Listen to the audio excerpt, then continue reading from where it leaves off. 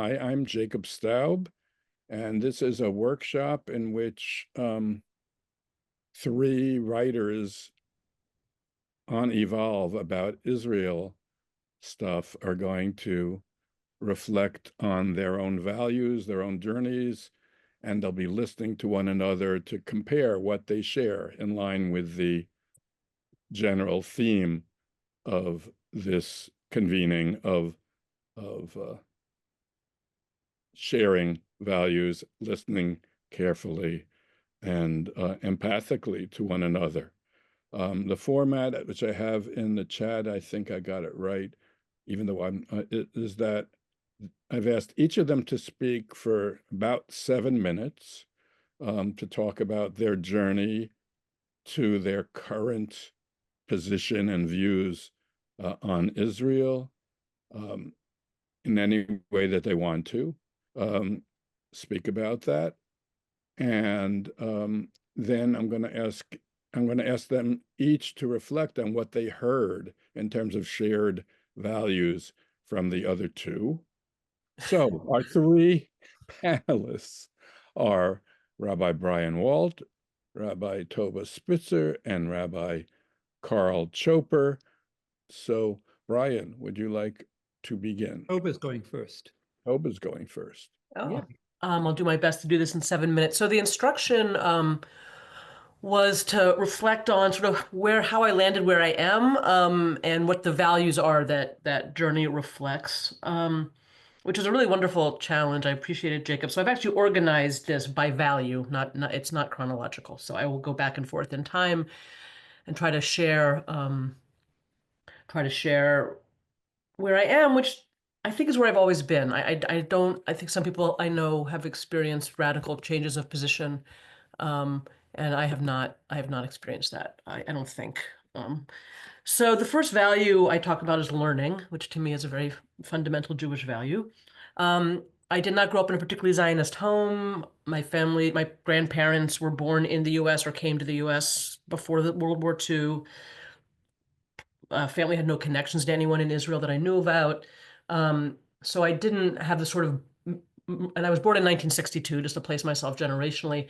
I did not experience growing up the fusion of Zionism and Judaism that I think a lot of people in North America experienced at the time. But at the summer after 6th grade, I started going to Habonim Camp, Moshava in Maryland. So that was really the context for my learning. Dan Glazer. And that was really the context for my learning about Israel and Zionism. So for me, Zionism was about socialism. It was about kibbutz. It was about being a revolutionary and changing the world. That was my understanding. When I was 18, I went off to Israel on the workshop program, and like within a few weeks, our joke was the movement lied. Not so much lied about Zionism per se, but lied about kibbutz. Like the reality was not exactly, that there was exalting Jewish labor, and I was working with like hired, Mizrahi Jews and Ethiopian Jews and Arabs, to do the picking. And actually, I wrote an article about it for the kibbutz newsletter, like what happened to Jewish labor. So very quickly seeing the reality that was much more complicated than sort of some of the myths I had grown up on. And also some really amazing opportunities. We were given an opportunity to spend a week in a different part of Israel, a different societal part of Israel. I and some other folks from my program chose a week in an Israeli Arab village in the Galil. So I experienced what it felt like to feel like I was in a foreign country inside Israel in this Arab village. That was very illuminating. And it was 1980. The Sinai was being given back to Egypt. We visited a settlement, what had been Israel, in a settlement in Yamit that was being given back, and the dismantling of that settlement and the hard feelings of the Israelis who were being asked to leave after being told they were pioneers in settling there. And I wrote in my journal in 1980, at the age of 18, nationalism has created an unsolvable problem in the Middle East. So I think I saw then what has unfolded since. And I'm putting this under learning because it was just about being open to reality and taking it in and wrestling with it. In the summer of 1982, back at camp, the Lebanon War, we 19 and 20-year-olds, I've created what I think was a really powerful educational experience for our kids, for the campers, where we represented different perspectives on the war in Lebanon, from Likud generals to PLO military commanders. We were all, role playing. I role played a Palestinian refugee in the south of Lebanon. Again, trying to sort of represent a varied reality to our kids. And then after college, going back to Israel, wanting to be doing something positive there, living in Jaffa, and working with the Israeli-Palestinian community of Jaffa in an after-school program. So I think that's the first value. It was just sort of learning and, embracing sort of the complexity of Israel and the complex reality, and really since I was 18 and onward. The other value I reflected on in my own journey is, I think, what I would call the value of machloket l'shem shamayim, the great Jewish value of debate and asking hard questions. A sort of moment of crisis for me was my first year in college after I was back from Israel, and I was at a national gathering of Habonim, and I was really wrestling with, the founding of Israel and what had gone on. And I remember saying to one of the shlichim, one of the Israeli representatives there, I said, "Can we talk about what happened in 1948? I feel like we have to talk about that." And he said to me, if I remember correctly, "That's a question you're not allowed to ask." And I sort of informally left Habonim at that moment. I was just like, well, there's questions I'm not allowed to ask. Like that can't be. I can't sit with that. I didn't leave angrily. I didn't really leave. I came back and worked at one of the camps, but I became blacklisted within the movement for a few years. I never knew why. No one really asked me what I thought, but people were told they couldn't hire me to work at camp, etc. I did go back in 1985. I co-led the camp in Maryland, the one I had grown up at. I think my membership in New Jewish Agenda made me suspect, but it was a moment of crisis. It was very, very painful to be alienated and blacklisted in this movement that had been my spiritual home for many years. So I think another moment I'll identify in terms of asking hard questions. In 2004, I went to see this amazing Israeli film called Walk on Water. It's about a Jewish Israeli Mossad agent who is tasked with murder an elderly former Nazi in Germany. And there's this moment, and he becomes lovers with the Nazi's grandson. Anyway, there's this moment when this Israeli character says, "I'm tired of killing." And I just felt like he, in that moment, sort of summed up for me my own sadness about the project of Israel and how much it depended on killing. And how I didn't want that for Israelis anymore, to have to kill or be killed. And finally, on this topic of, debate for the sake of heaven, my own frustrations, really, again, since I was young, since the 1980s, in wanting to ask hard questions and wrestle with them in response to the 82 war and sort of increasingly anti-Semitic demonstrations at Harvard, in the Harvard Square. I helped organize a 2-day teach-in with Israeli and Palestinian intellectuals that were here, wanting to have debate, and the organized mainstream Jewish community quashing it at every point. And my awareness that inability to talk about it, inability to debate, would have disastrous consequences for the American Jewish community. And I feel like we're experiencing that now. 2 more values, and I'll wrap up in a few minutes. I think the another value is the value of B'Tselem Elohim, that all humans are created in a godly image, which has led to, for me, translates into a commitment to both justice and compassion. Again, I've had an awareness of injustices done to Palestinians really since my first experience of Israel, and both the treatment of Arab citizens of Israel and the realities of the occupation. And so I've been participating in movements in Israel and the US to create, to end the occupation, to create true shared society, whether with Brit Tzedek V'Shalom or J Street or Truah, or other groups here, and supporting groups in Israel that do that work. I also had a really important moment a number of years ago on a silent retreat with the Institute for Jewish Spirituality, and our teacher, Rabbi Sheila Weinberg, I think, brought up Israel and asked us to think about who we had a hard time having compassion for. And in that moment, I realized I had no compassion for Israeli settlers who were targets of violence. And I was really shocked at my own reaction, that I wouldn't be able to have compassion for people suffering violence and death. And that was sort of a wake-up call for me that I needed to expand my compassion to hold everyone. And that leads me, I think, to the final value I'll talk about, which I will call collective liberation, or ahavat yoshvei haaretz, a love for all those who dwell in the land. And I think where I am and the way I find myself outside much of the discourse, I think, in the American Jewish community and the progressive world, is that I don't feel like I'm coming from a perspective of just valuing Jewish peoplehood, nor am I coming from a perspective of solidarity with Palestinians. Rather, I feel like my own stance is that the fate and well-being of Israeli society and Palestinian society, the fate and well-being of Jews generally and Palestinians generally, are completely bound up with one another. I do not believe that Israel, as it is currently constituted, keeps Jews safe, and it endangers the future of a kind of Judaism I want to be a part of. And I also acknowledge the pain, what's been done to Palestinians since the founding. But for the sake of Jews and for the sake of Palestinians, I feel like a complete transformation of reality on the ground is necessary.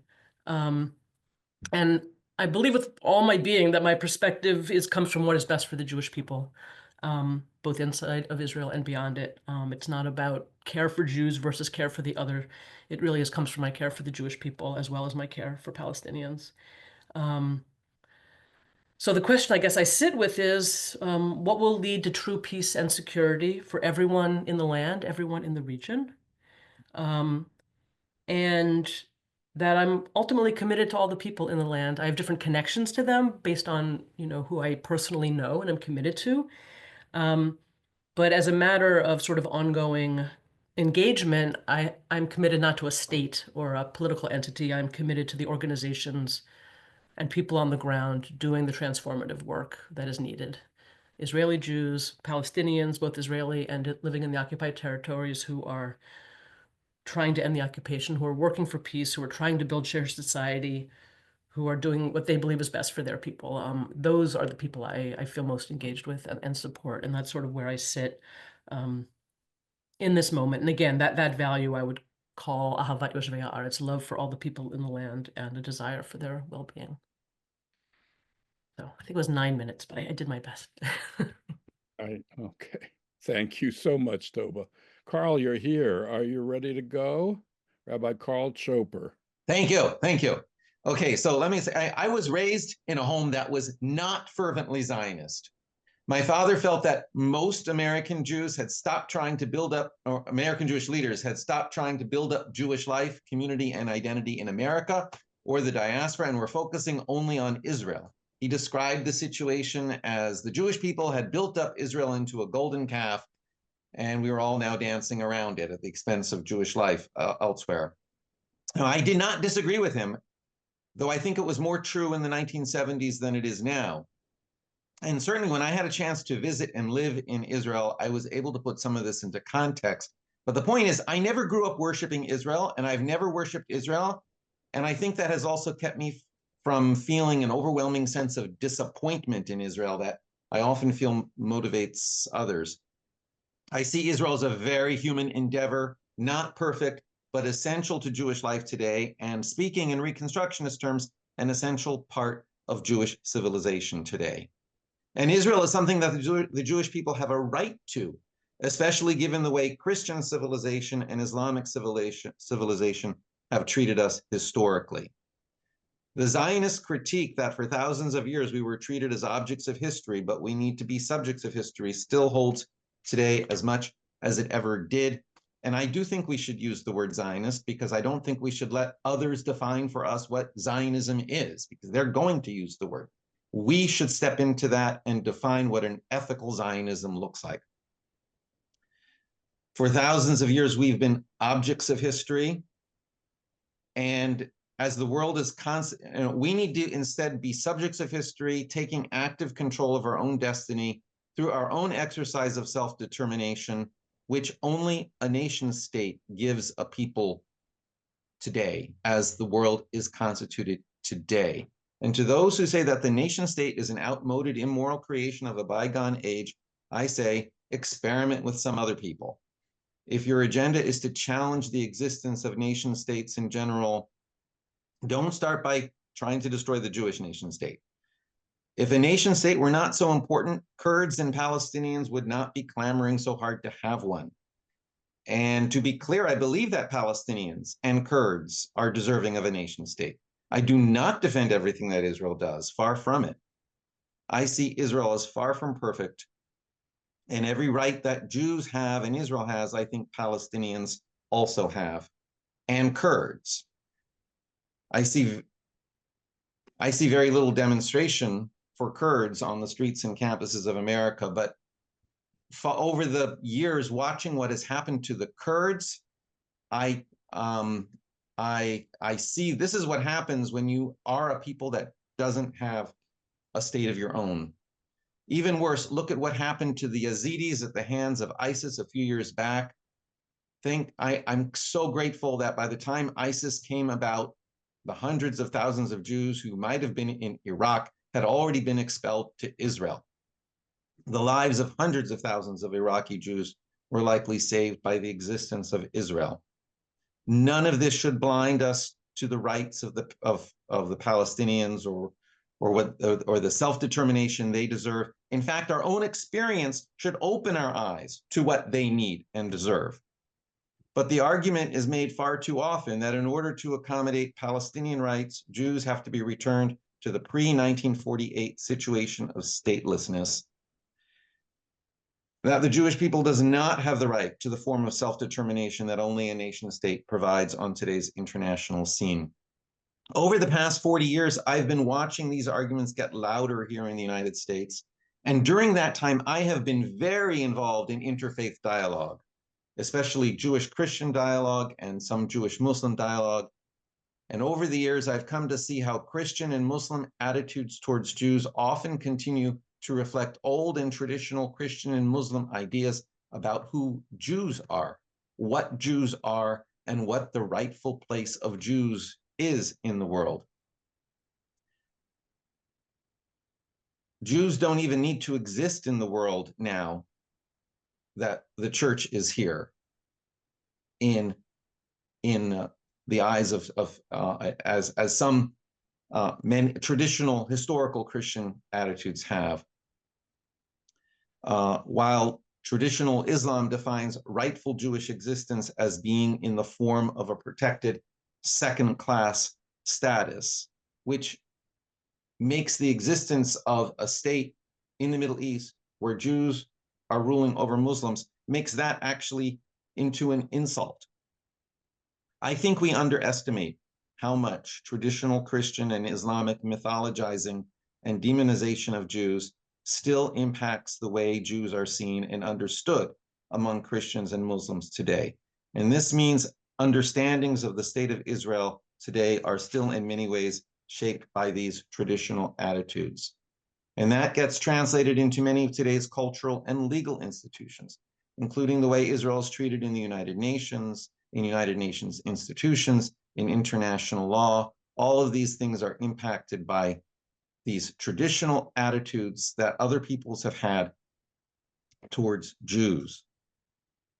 And also international law is affected by the two generations during the Cold War, when the communist bloc was always against Israel, the non-aligned nations for geopolitical reasons were all against Israel. This makes it creates an arena in which Israel is not heard, which is not to say there are plenty of problems that need to be addressed. But what is needed is not for Jews to be adopting other people's narratives about us. We need to develop our own narratives. We should be formulating Jewish narratives that can help build up Jewish civilization into what Kaplan might have referred to as a religion of ethical nationhood, which is the title of one of his last books.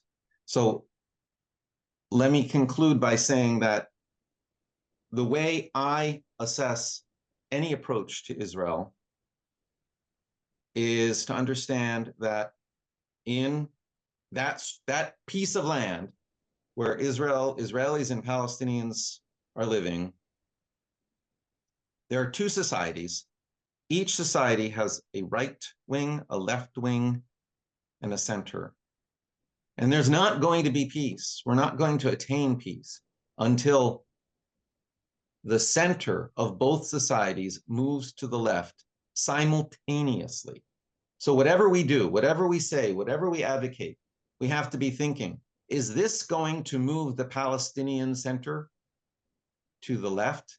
And is this going to move the Israeli center to the left? And all too often, what I see is the actions that of all sides are moving one side or the other to the right. And that will never lead to peace. So I'll stop there. I hope I didn't take too long, but Thank you. Thank you. Thanks so much. You spoke well and concisely. Don't worry about it. Okay.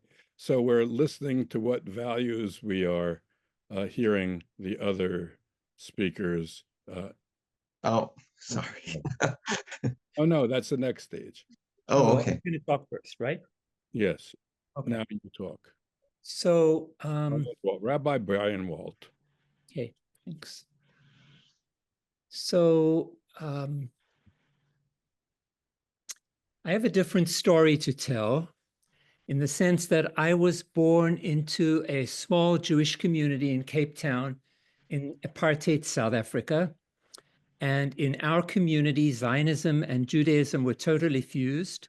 And in my family, they were fused and very important parts of my father's life, who was a macher in the Jewish community. I often think he was the king of the Jews of Cape Town. He was head of the Board of Deputies, which was the official representative of the Jewish community to the apartheid or whatever government, but the apartheid government when he was in and when I lived there. And also he was the head of the school and the synagogue and so on and so forth. I was an enthusiastic, I attended two different schools with two very different names. I first went to the elementary school of the Weitzman Primary School, and then I graduated and went to Herzliya High School. And as you can hear from both names, they were both passionately Zionist schools. My teachers were from Israel, mostly the community in general was totally enthralled with Zionism. And I, like Toba, was a passionate member of Habonim, a socialist Zionist youth movement. And I was dedicated to both, to socialism and to Zionism. In 1967, when I was in 10th grade, I went to Israel for 3 years, for 3 months, Ulpan, just after the 67 war. Traipsed around Israel with my fellow 15-year-olds, traipsed through the Shuk in Jerusalem and didn't even notice that Palestinians were there and what they must have been feeling just after the Six-Day War.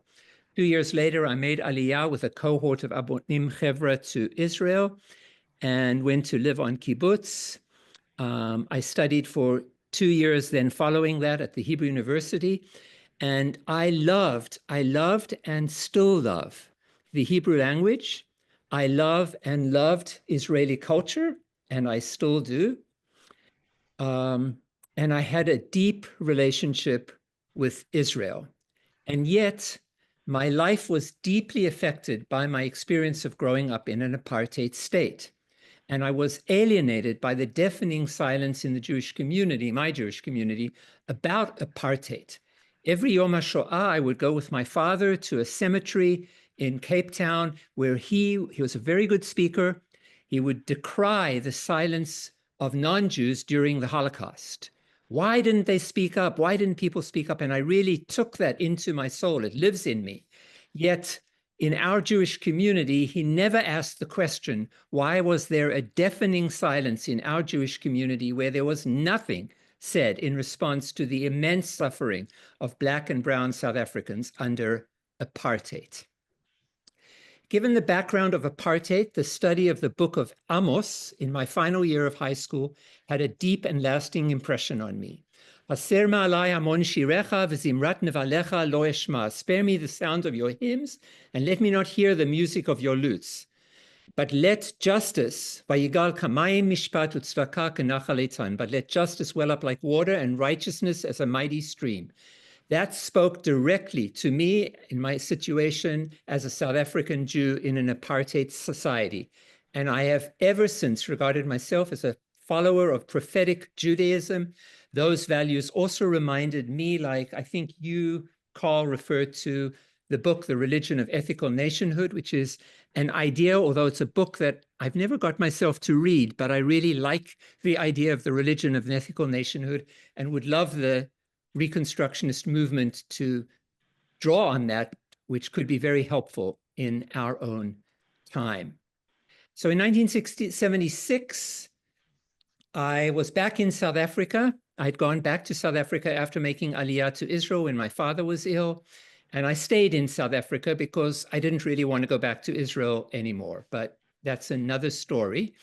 But I immigrated to America, drawn by Jewish teachers, especially by Rabbi Arthur Waskow, for whom we should all pray for healing at this time because he's quite sick, who was a teacher of mine at RRC, became a dear friend.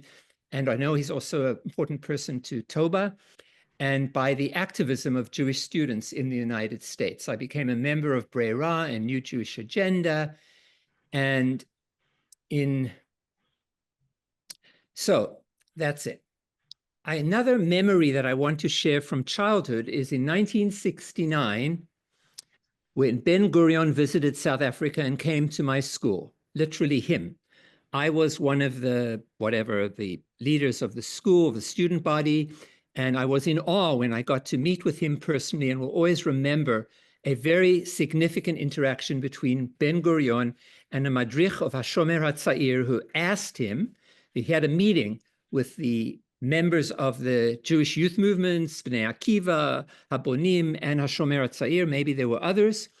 And that HaShomer HaTzair madrich asked him, what about the reports that Palestinians had been expelled from their homes in 1948 and following?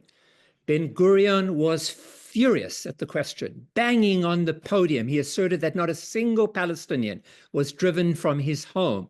He then claimed that the Mufti, lehefech, the opposite, then claimed that the Mufti of Jerusalem told the Palestinians that if they participate in the war and expel all the Jews, they would get another house, a second house to the house that they have, where they would get the Jewish house from whom they had driven out the Jews. This story about the Mufti of Jerusalem has been told to many, many, many Jews, and I suspect it is still told, but it is totally untrue. It was widely used in Israeli propaganda to cover the reality of the Nakba, the catastrophe in which 700,000 Palestinians were violently expelled from their homes, and about 240 villages were destroyed, and on their ruins, many Jewish settlements and kibbutzim, many of which I went to as a young person, totally oblivious to their history. And I've spent much time over the past years trying to study the history of the Nakba, especially in Israeli sources and in some Palestinian sources. Lastly, I just want to say a few words about the horror of this moment. For me personally, watching what has happened in Israel's response to the attack by Hamas has broken me. It has broken me. It's broken me because I never imagined in my wildest dreams or nightmares that we would witness a genocide that was carried out by the Jewish state against other people. I just never imagined that we would live through such a horror. So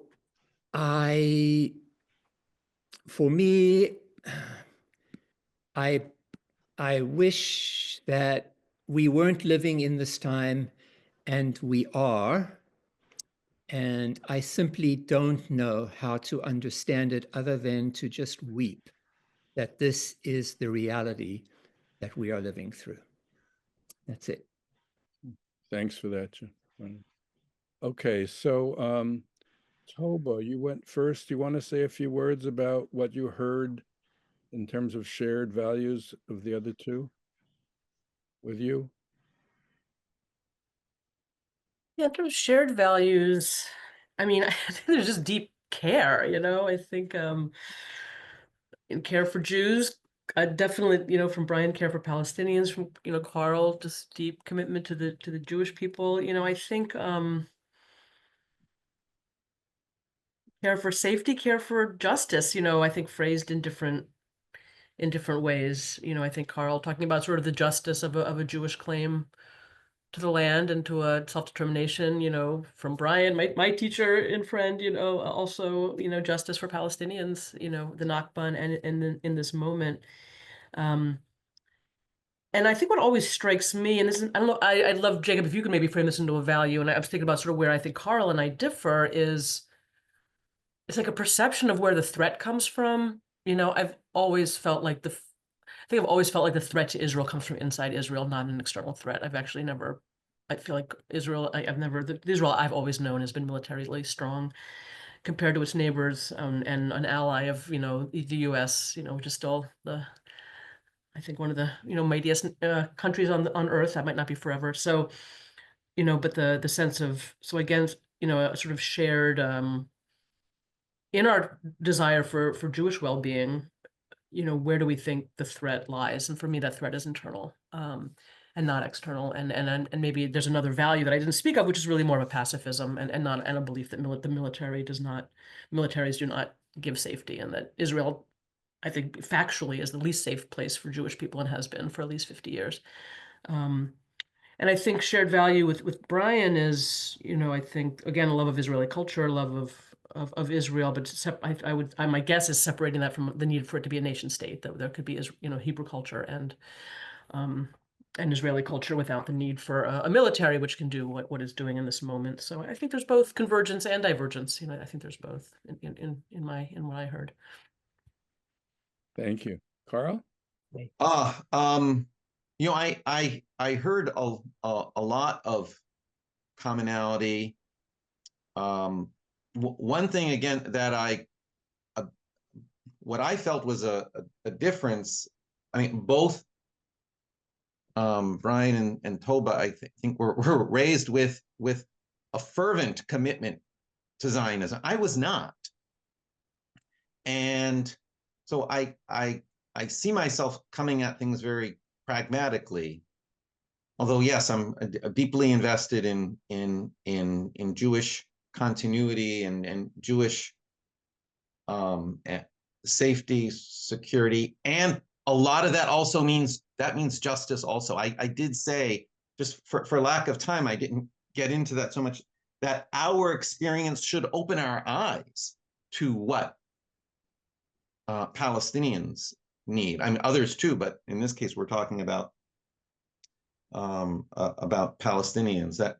That part of being Jewish and part of Jewish security is emphasizing justice, and the fact that Brian also talked about here it is.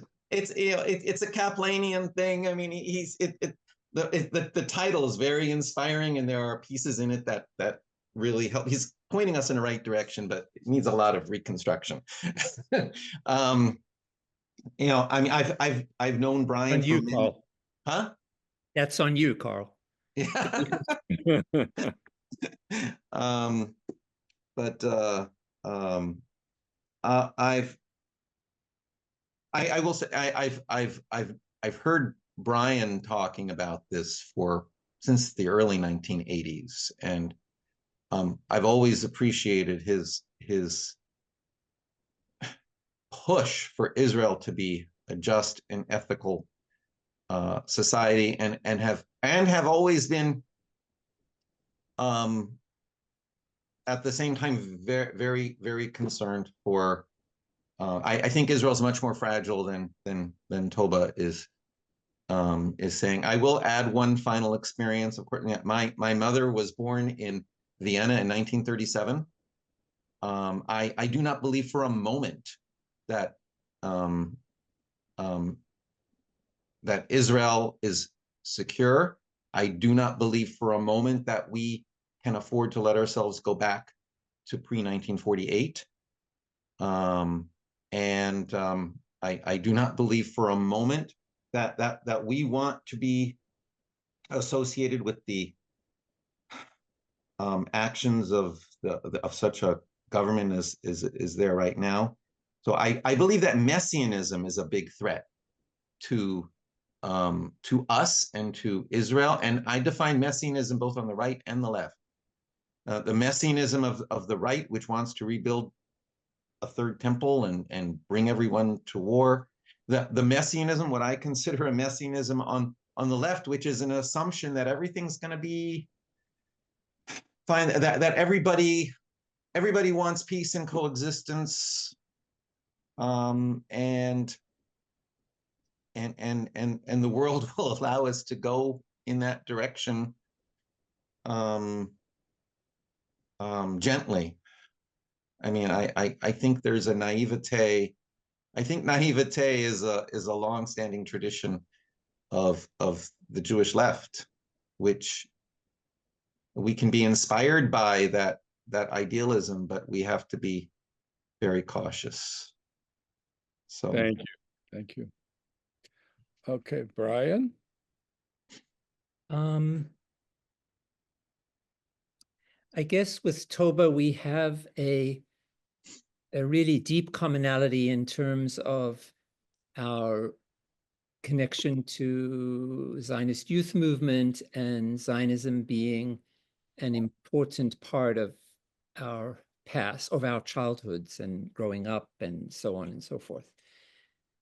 And also in Habonim, I share also with Toba much more a sense of the power of Israel. I think, Carl, that my assessment would be that the greatest threat to Israel is in fact itself. And I've been pondering ever since this ghastly, horrific attack on, or genocide really, been thinking, is Israel really just committing suicide?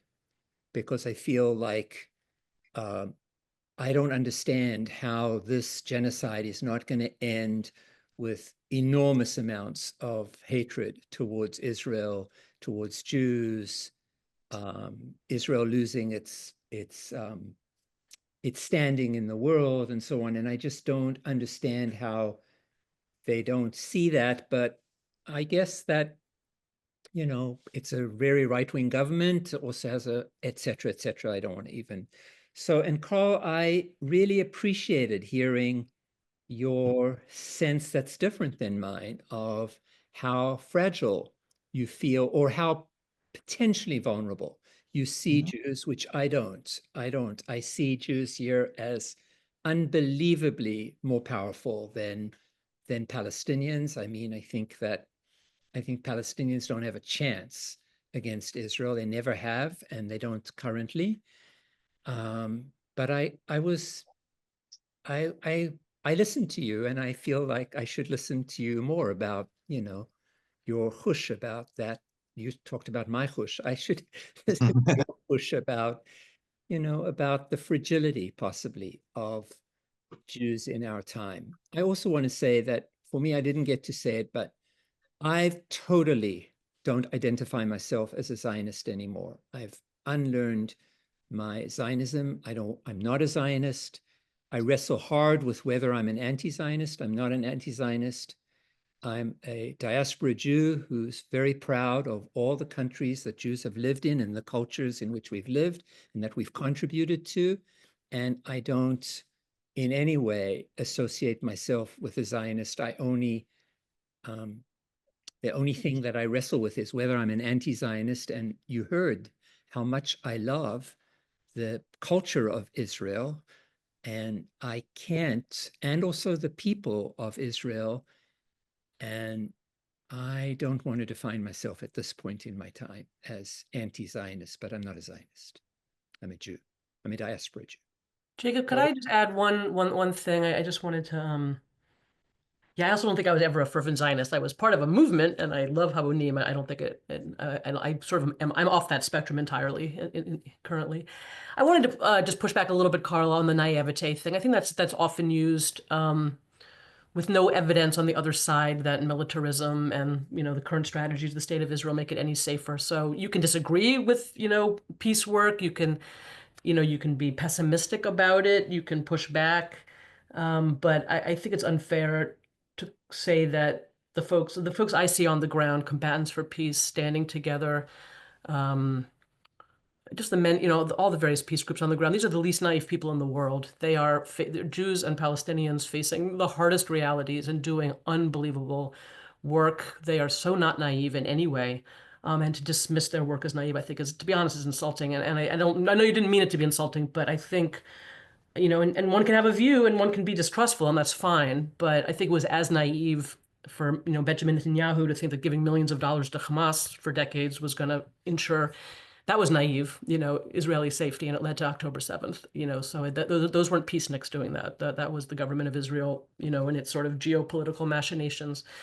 What I think is naive is to believe that continuing on this path is going to bring safety to Jews and Israelis. It's clearly terrible for Palestinians, as Brian said. That to me is naive, but I think we have to just be careful of that kind of language. I think it's undermining to the folks doing incredibly hard work on the ground. Can I say just one thing, because I don't mean to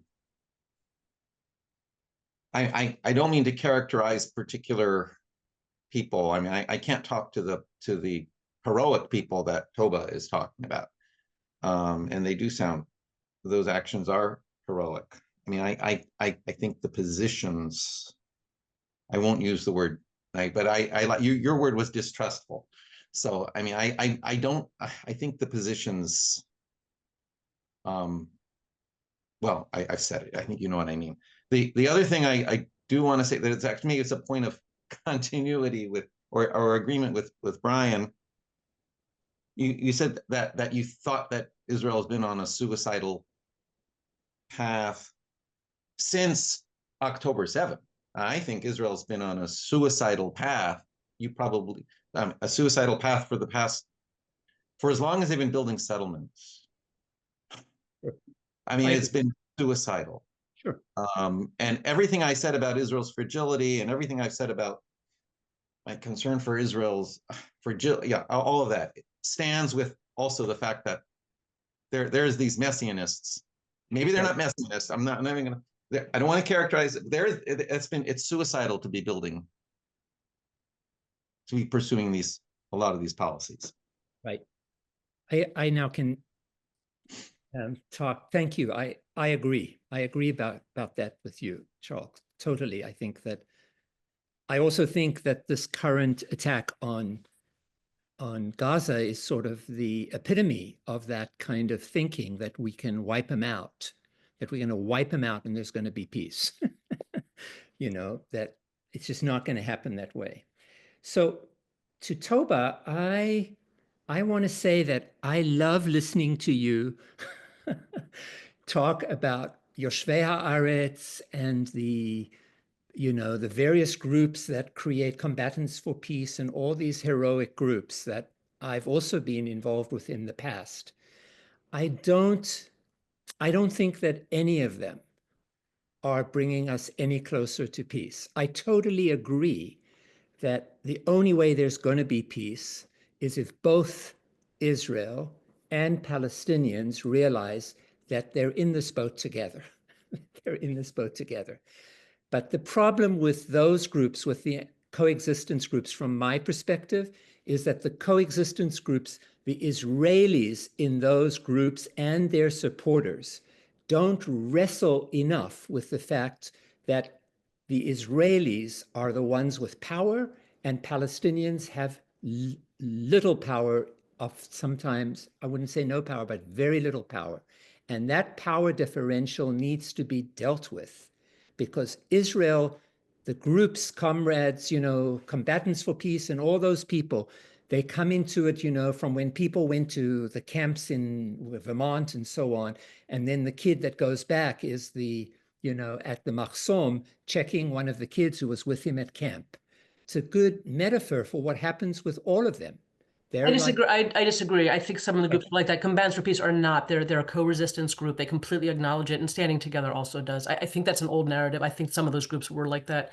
I think these particular groups are not. I hear you, and I think that's not true. I think there's a deep understanding of what it means to acknowledge the reality, to share leadership, and to acknowledge the power differential at all times as they do their work. That's my assessment. Great.